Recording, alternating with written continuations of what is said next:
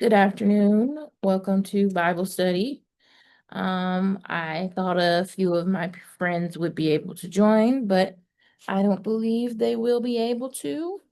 Um, I've waited 10 minutes and I only get 45 minutes for free on Zoom.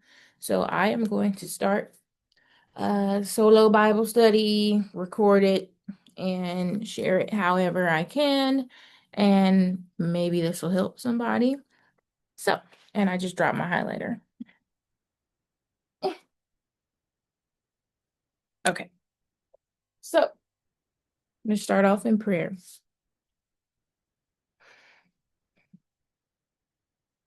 Yahuwah, I come to you giving thanks and praise in the name of Yahusha, your son, whose blood was shed to cover our sins and to allow us grace, mercy, and forgiveness. Thank you for allowing me to see another day. Thank you for those who will be able to witness and learn from your word, which I will share today. Thank you for the influence that you allow me to have through my voice just from reading your word. Bless whoever hears the sound of my voice. Bless whoever needs to hear today's lesson. Allow me to impart your spiritual wisdom, to have knowledge and discernment, to not overthink, to not stump the word, to allow the words to flow from me freely. Even now in prayer, I hesitate just because I don't know what to say. But I know that you give me and anyone else the strength. So I should have more faith. We all should have more faith. So give me the strength to do what it is you have placed on my heart to do and to live my life according to your will, to keep my eyes fixed on heaven, and to be an example and a guiding light, and allow others to do the same in whatever way you have created them to shine the light that you have put into them, into your creation. Thank you for the blessings. Thank you for your love. Thank you for the life, the breath in my lungs. In Yahushua's name I pray. Amen. Okay, so we have been reading Genesis.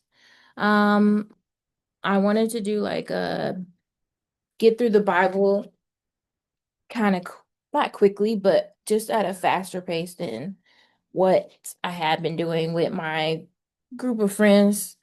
Um, so we read up to Genesis chapter 14 this past Wednesday. Yeah. And we read chapters 12 through 14. So just to recap, chapter 12, um, Yahuwah makes a promise to Abram about making a great nation out of Abram. And he asks Abram to go on this journey to a land that he promised him.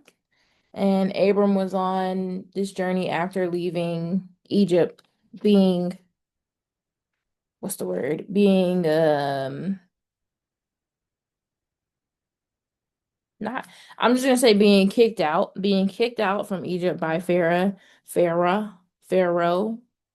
um, for being misleading and lying about Sarai being his wife.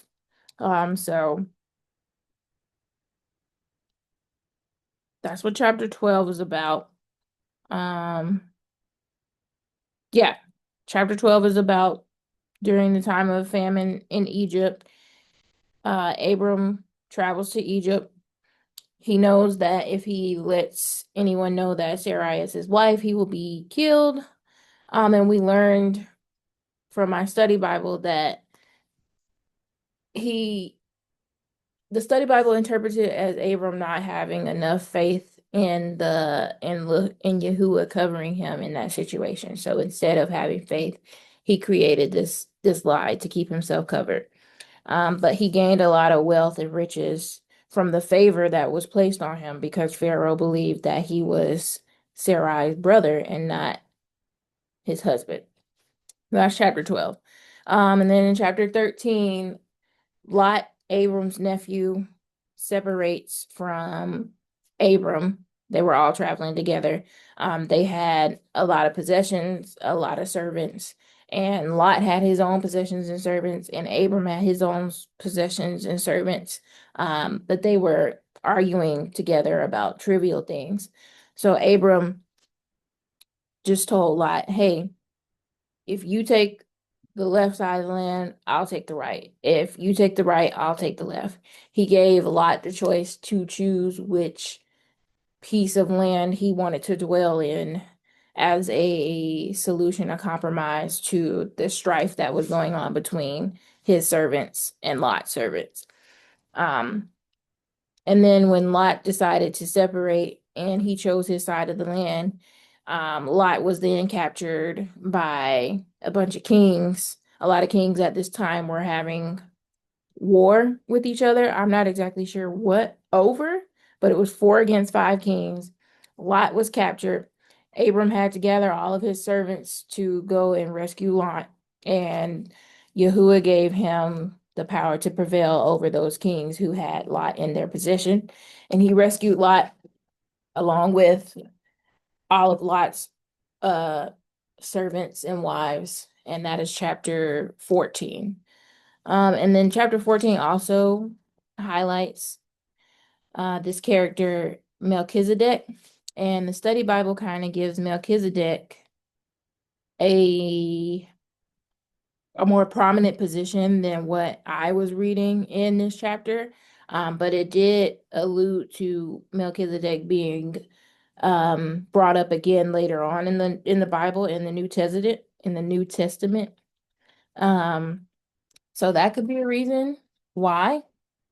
And then the sunlight is directly on my face. But so chapter 12, Abram journeys to Egypt, gains all of his wealth from the lie that he told about being Sarai's brother. And then Lot in chapter 13. No, it's chapter 13. Chapter 13, Lot and Abram separate. Chapter 14, Lot gets captured. Abram has to go and rescue him. So now we are on chapter 14. No, now we're on chapter 15. And I am going to read, and hopefully I'll be able to read at a good pace, but not at a pace where I can't be understood. So we're gonna read chapter 15. This is Genesis chapter 15. And I'm reading, what version is this? This is the Bible that I read from is the Life Application Study Bible, and it is the New International Version, NIV. I think that's what NIV stands for. Let's see.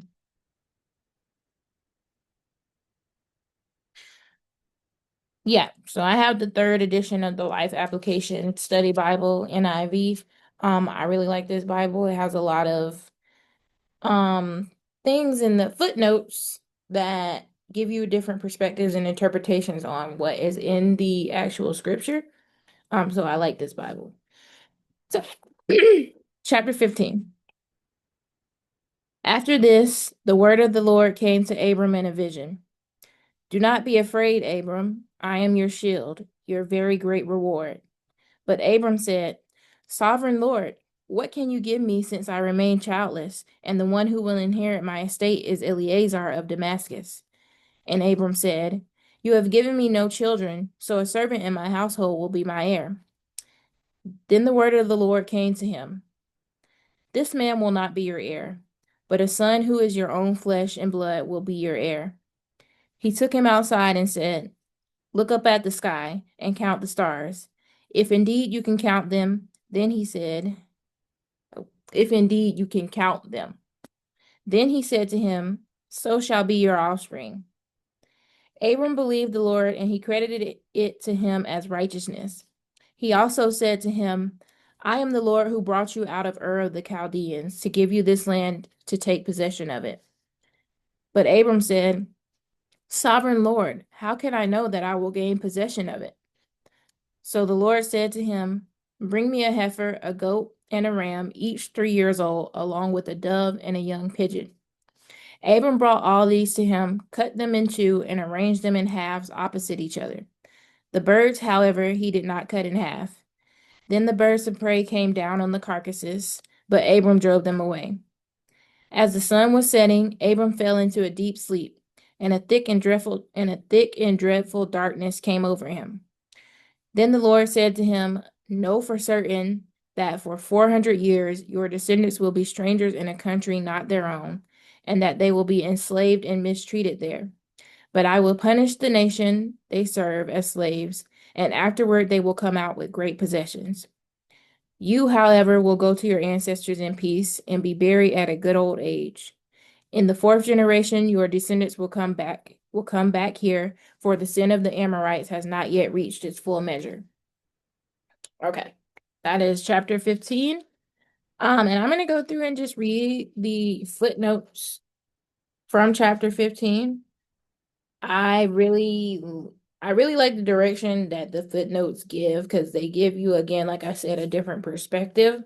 And they also give you kind of like a guide interpretation, a line of thought to kind of digest what you just read. Um, I do try not to just read with just ingesting everything I read at face value.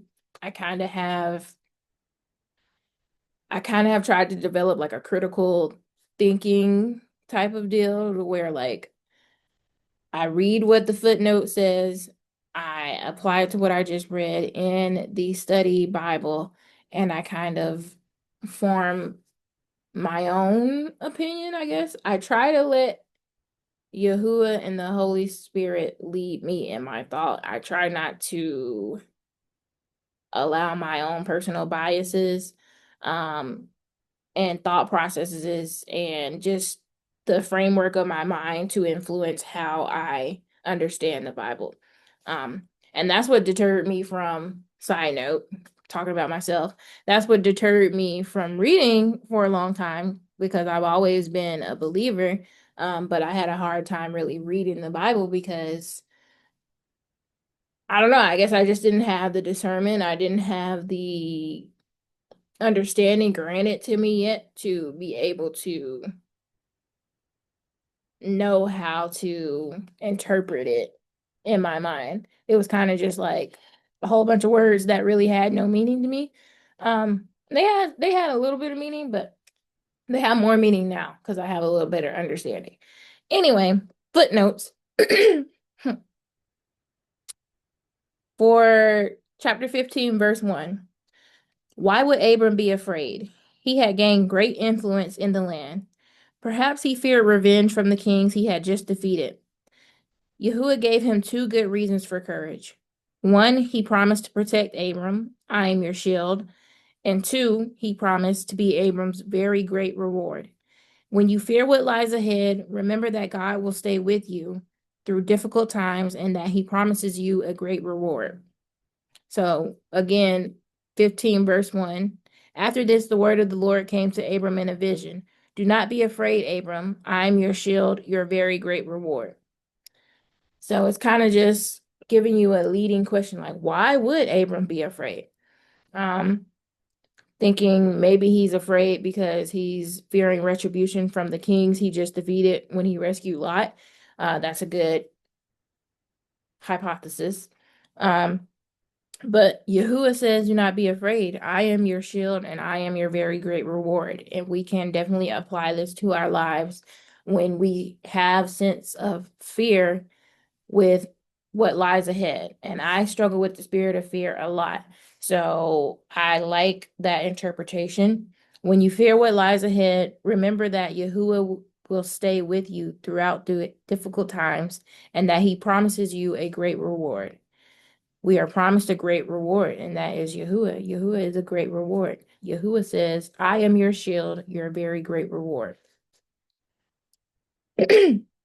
Verses 2 through 3. Eleazar was Abram's most trusted servant, acting as a household administrator. According to custom, if Abram were to die without a son, this eldest servant would become his heir. Although Abram loved his servant, he wanted a son to carry on the family line. He had not seen God's promise fulfilled, so he thought this is the only possibility.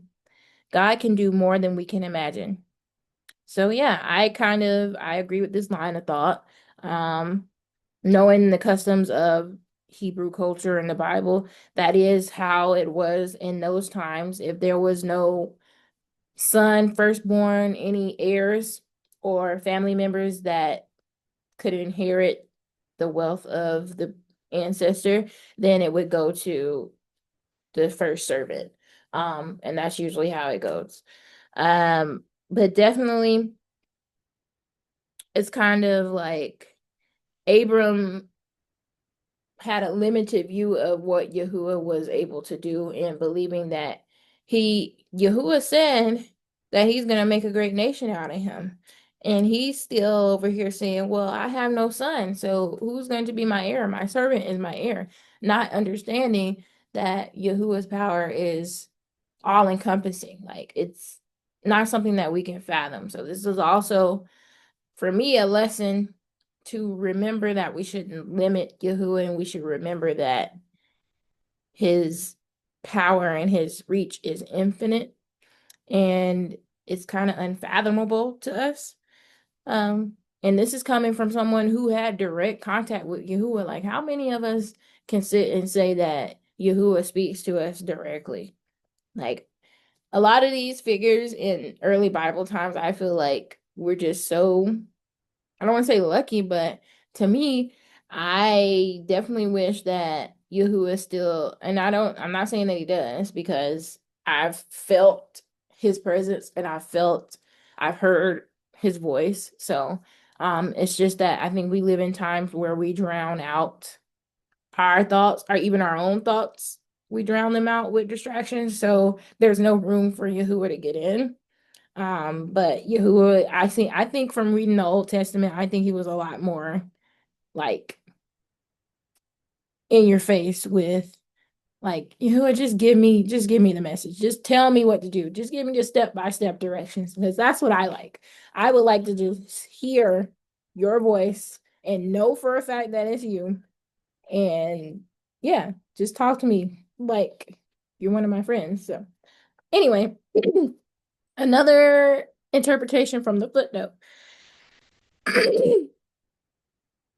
Abram wasn't promised wealth or fame. He already had that. Instead, Yahuwah promised him descendants like the stars in the sky or the grains of sand on the seashore, too numerous to count. To appreciate the vast number of stars scattered through the sky, you need to be like Abram, away from any interfering lights or buildings, or pick up a handful of sand and try to count the grains. It can't be done. Just when Abram was despairing of ever having an heir, Yahuwah promised him descendants too numerous to imagine. Yahuwah's blessings are beyond our imaginations. And I did my little finger snap because that echoed what I was just saying about um having so many distractions. In order to be able to fathom the the number of stars in the sky, you have to be away from city lights. You have to be away from all of those things that are polluting the vision of the night sky. And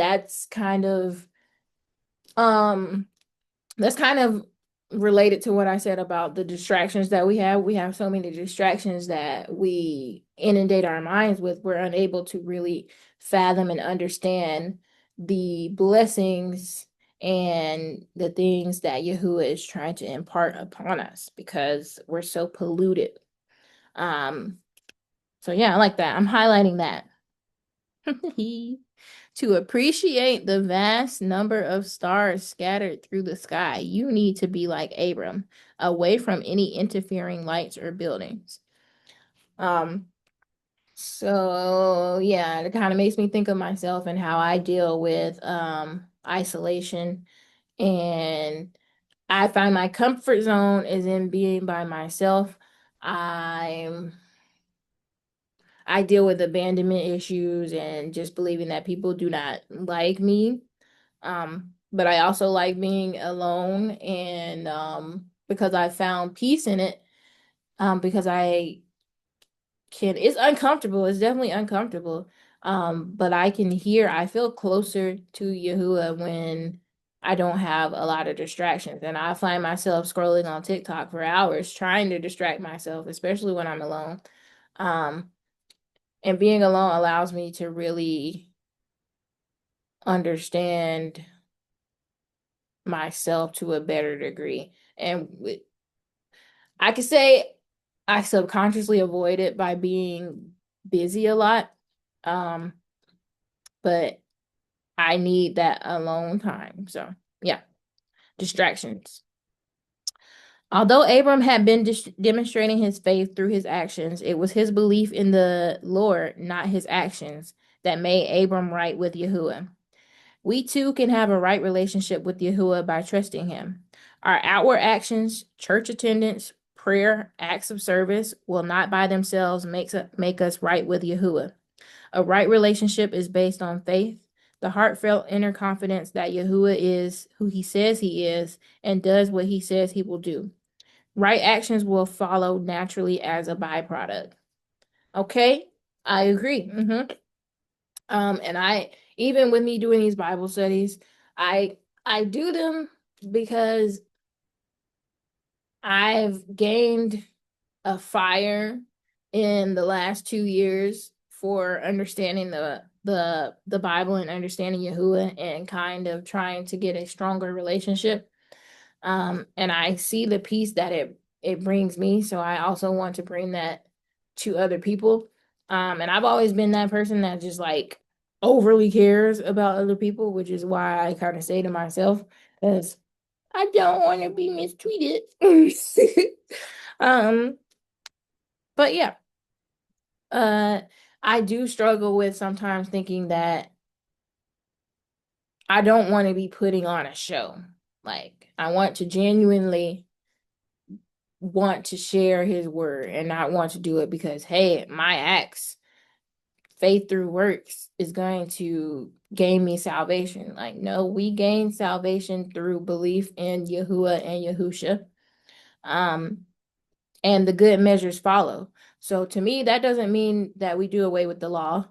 To me, that means that because I appreciate the grace that I'm given and I don't have to work for it, I want to be obedient. I want to follow the law of the Bible because I appreciate what I've been given. Like that's me showing my appreciation. So I know that there's a lot like of what's the word? There's a lot of contention or a lot of argument about whether or not we are under the law, we should follow the law, we should be lawless as believers of the Bible. But for me, the way that I understand it is that because of the appreciation, to show my appreciation and not to say that Yahuwah needs me to show my appreciation. It's out of love. Um, I feel like he didn't give us these guidelines for life for no reason. It's all in here for a reason. Um and who better to know how we should live our lives than the entity that created us. So, using I guess emotional and just logic like it's like your parents. I mean, your parents don't know everything. But the model of a parent, of a mother and a father is that they gave birth to you. They are your models here on earth, and they know what is best from you from experience. Yahuwah knows what is best for us from knowledge, from love, from He created us. who best to know about us than who created us? But that's enough of the footnotes, because if I read all footnotes, I'm gonna run out of time. But let me highlight that. We too can have a right relationship with Yahuwah by trusting Him. Our actions, church attendance, prayer, acts of service will not by themselves make us right with Yahuwah. A right relationship is based on faith, the heartfelt inner confidence that Yahuwah is who He says He is and does what He says He will do. Right actions will follow naturally as byproducts. All right. So I wanted to get to I wanted to get up to chapter 19, but I might not be able to. So I'm gonna read chapter 16 and we'll see how long it takes me. So chapter 16. Now Sarai, Abram's wife, had borne him no children, but she had an Egyptian slave named Hagar. So she said to Abram, "The Lord has kept me from having children. Go sleep with my slave. Perhaps I can build a family through her." Abram agreed to what Sarai said. So after Abram had been living in Canaan 10 years, Sarai, his wife, took her Egyptian slave Hagar and gave her to her husband to be his wife. He slept with Hagar, and she conceived. When she knew she was pregnant, she began to despise her mistress. Then Sarai said to Abram, You are responsible for the wrong I am suffering. I put my slave in your arms, and now that she knows she is pregnant, she despises me. May the Lord judge between you and me. Your slave is in your hands, Abram said. Do with her whatever you think is best. Then Sarai mistreated Hagar, so she fled from her. The angel of the Lord found Hagar near a spring in the desert. It was the spring that is beside the road of Shur. And he said, Hagar, slave of Sarai, where have you come from and where are you going? I'm running away from my mistress Sarai, she answered. Then the angel of the Lord told her, Go back to your mistress and submit to her. The angel added, I will increase your descendants so much that they will be too numerous to count. The angel of the Lord also said to her, You are now pregnant, and you will give birth to a son. You shall name him Ishmael, for the Lord has heard of your misery. He will be a wild donkey of a man. His hand will be against everyone, and everyone's hand against him. And he will live hostility. He will live hostility? He will live in hostility toward all his brothers. She gave this name to the Lord when he spoke to her. You are the God who sees me, for she said, I have now seen the one who sees me. That is why the well was called Beer Lahai Roy. Beer Lahai Roy? I don't know. Hebrew. I'm going to study Hebrew, I promise. It is still there between Kadesh and Bered. So Hagar bore Abram a son, and Abram gave the name Ishmael to the son she had born. Abram was 86 years old when Hagar bore him Ishmael. Reading my notes here. Okay, footnotes. So, chapter 16, Sarah's like, I can't get pregnant. I have an Egyptian slave named Hagar. You can take my Egyptian slave as your wife, and we'll create a family through her. But crazy. Sarai is the one who came up with this idea. Um, and was the whole creator of this idea. But then when Hagar actually became pregnant, she was then upset at the fact that Hagar was pregnant. And then she said that Hagar despised her in her heart. Not sure what the basis behind Sarai believing that Hagar despised her. But maybe the study Bible will have some footnotes that kind of shed light on that. But yeah. So she was upset that Hagar actually got pregnant. And when I read this, I kind of think of what's the name of that movie? Not movie. It's a television show. And it's the same concept. My gosh. I can't remember the name of the show, and I used to watch it a lot. But it was the main character in the show. Her name is Offred.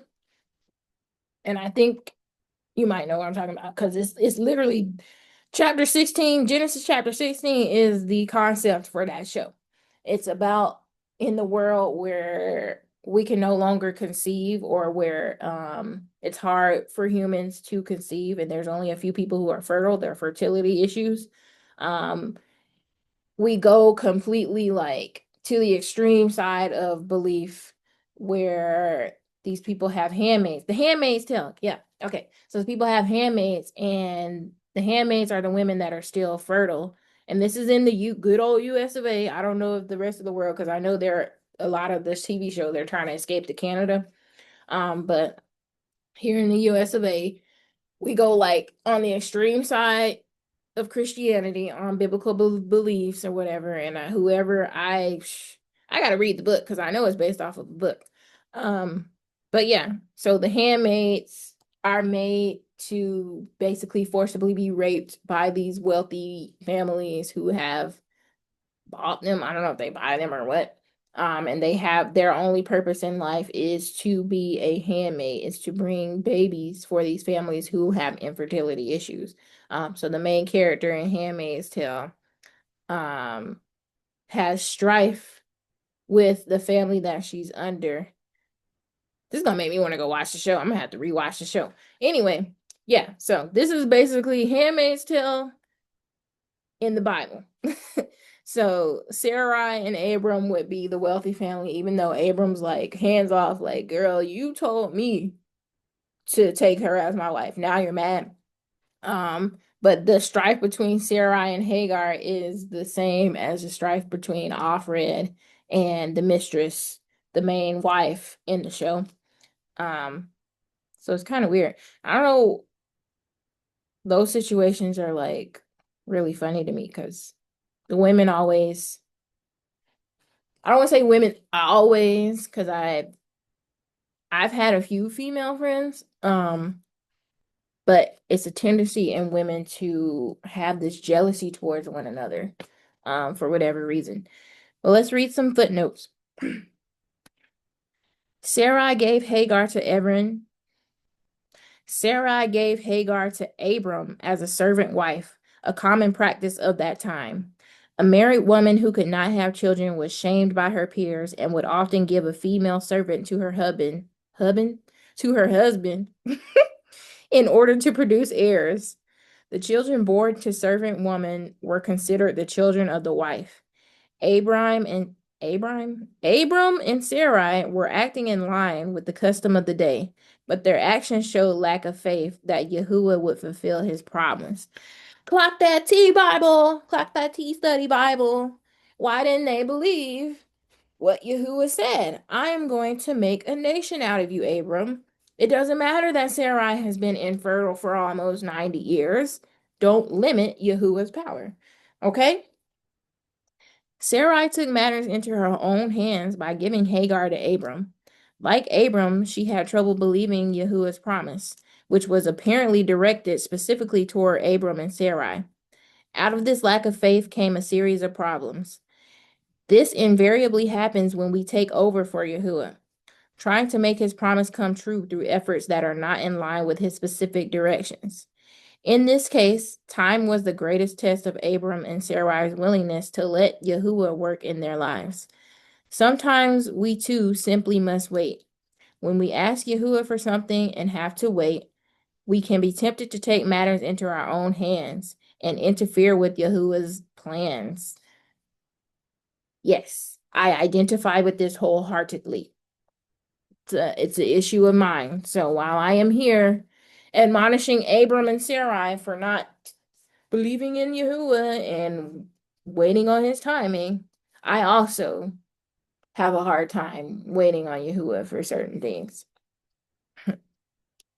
Although Sarai had arranged for Hagar to have a child by Abram, she later blamed Abram for the results. It is often easier to strike out in frustration and accuse someone else than to admit an error and ask for forgiveness. Adam and Eve did the same thing.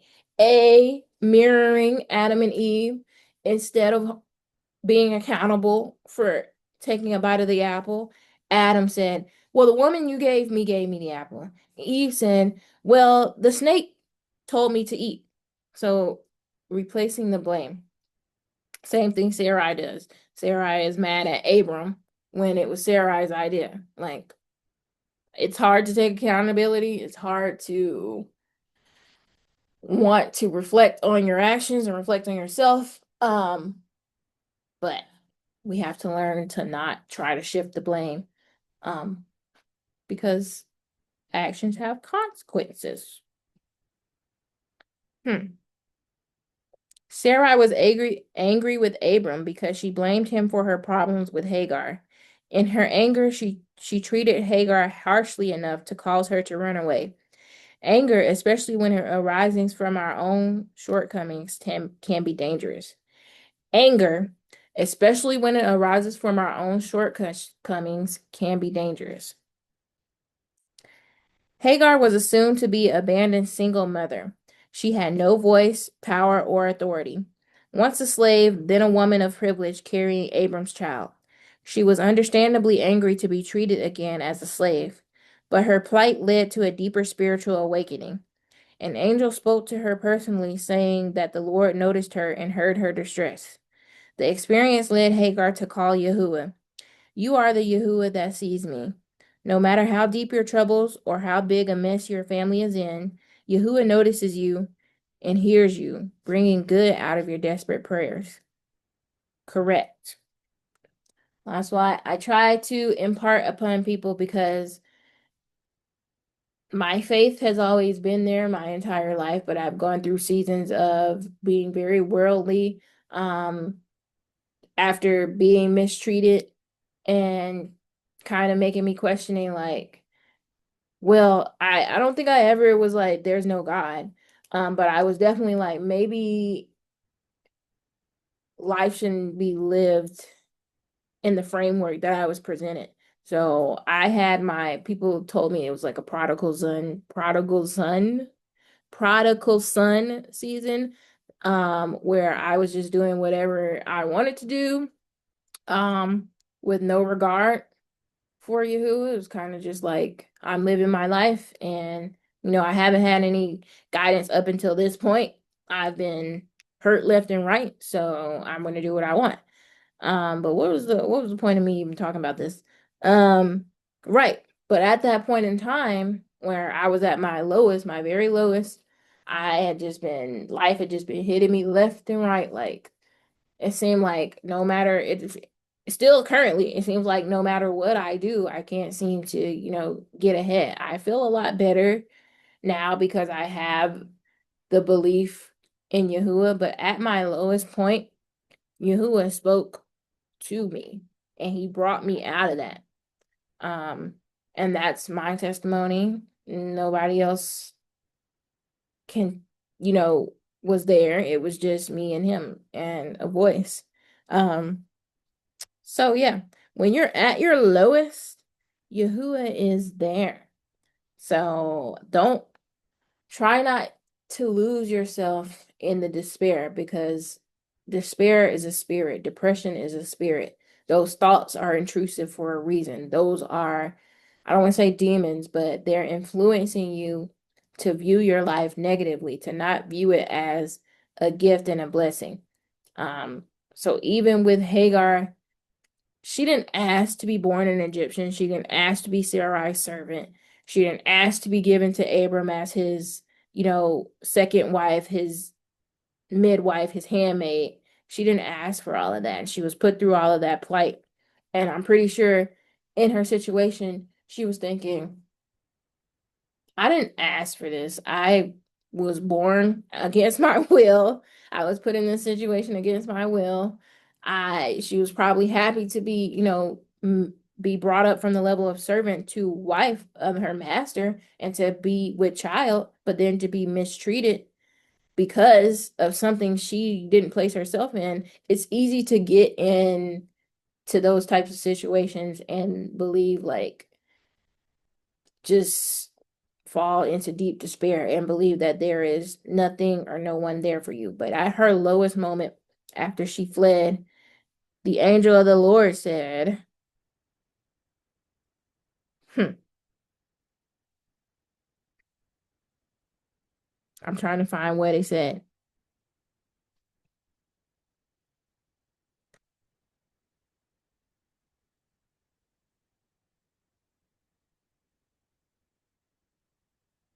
Anyway, the angel of the Lord appeared to Sarai and he said, Yahuwah has heard you. He's taken notice of your despair. So always remember that he is there with you. Okay.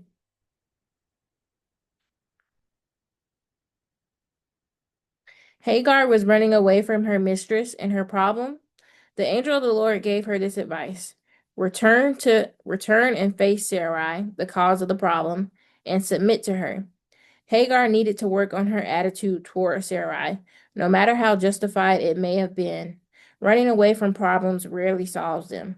It is wise to return to our problems, face them squarely, accept Yahuwah's promise of help, correct our attitudes, and act as we should. Am convicted. I don't want to say I run away from problems, but to summarize it, I run away from problems. But again, I feel like there's a difference between running away from problems and taking yourself out of a situation that is not pushing you in the direction Yahuwah has for your life, or that is leaving you in a mind frame of negativity constantly, toxicity all the time. So I am one of those people that is quick to remove myself, that is quick to stop talking to someone, but in my personal situation, that is after years of subjecting myself to the environment. And I can have some accountability in saying that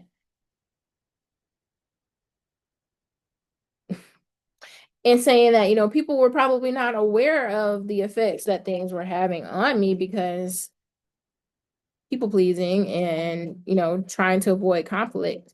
But again, trying to avoid conflict, running away from problems creates more problems and now makes me feel like I need to remove myself entirely instead of just addressing how someone else's actions affected me head on.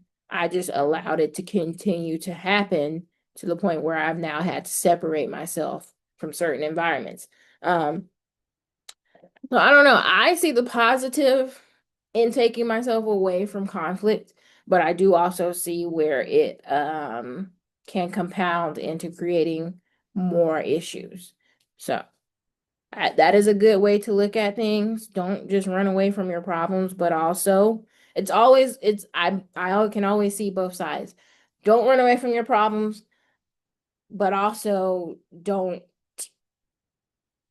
diminish yourself and stay in a toxic environment or stay somewhere where you can't live your life positively. Like, we're not promised a happy life, a positive life. We're not promised, oh, sunshine and rainbows all the time.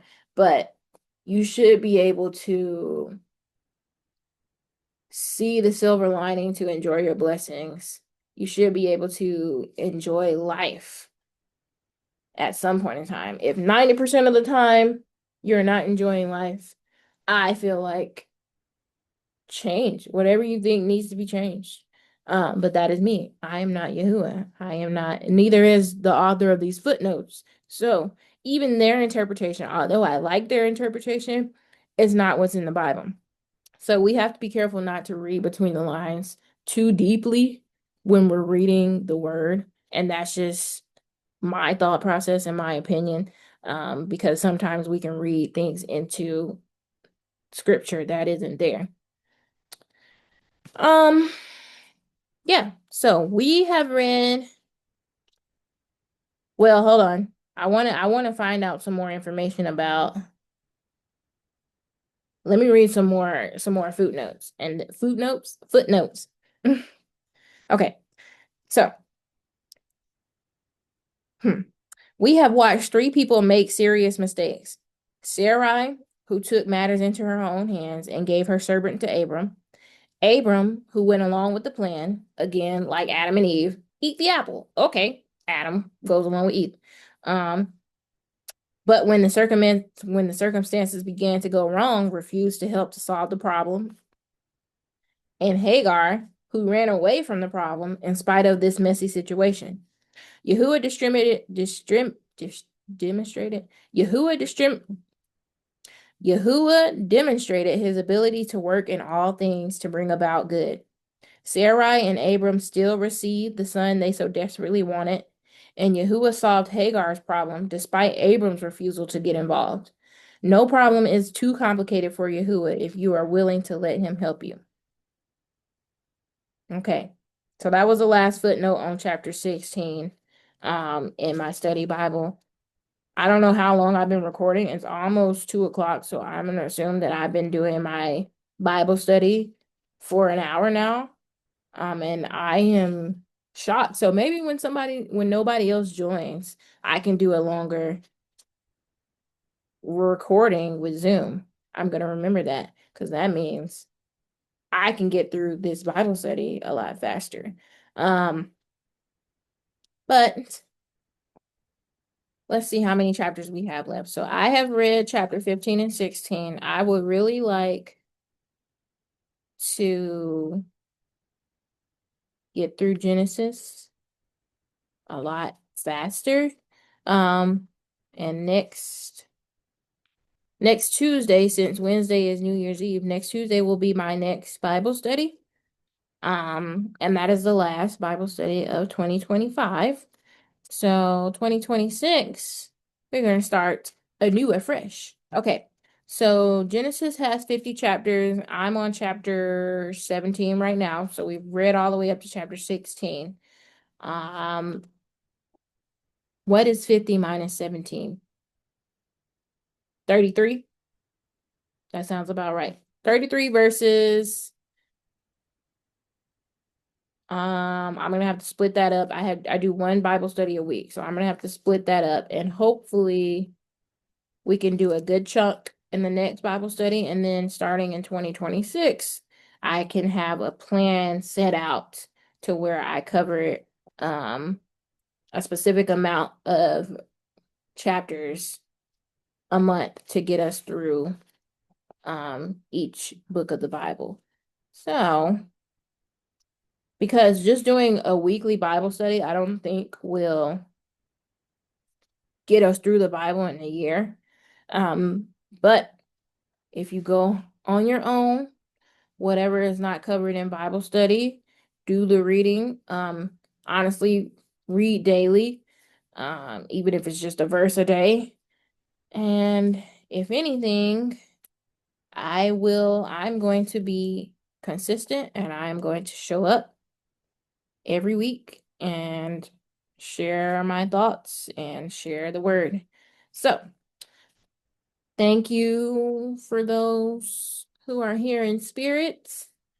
And see you next time.